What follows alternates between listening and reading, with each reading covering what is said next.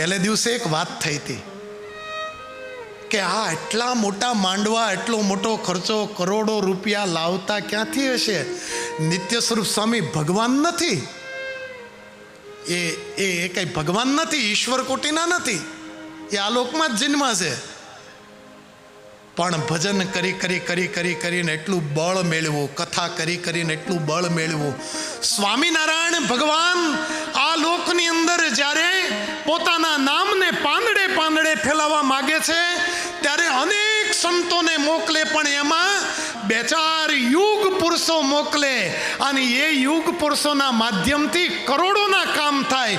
એ પૈકીના નિત્ય સ્વરૂપ સ્વામીજી છે. એકવાર જોરદાર તાળીઓથી વધાવો બાપ. આવી તાળી ન હોય બોટાદ વાળા હરિભક્તો. નિત્ય સ્વરૂપ સ્વામીએ આ કામ ખોટું જેવું તેવું નથી કર્યું.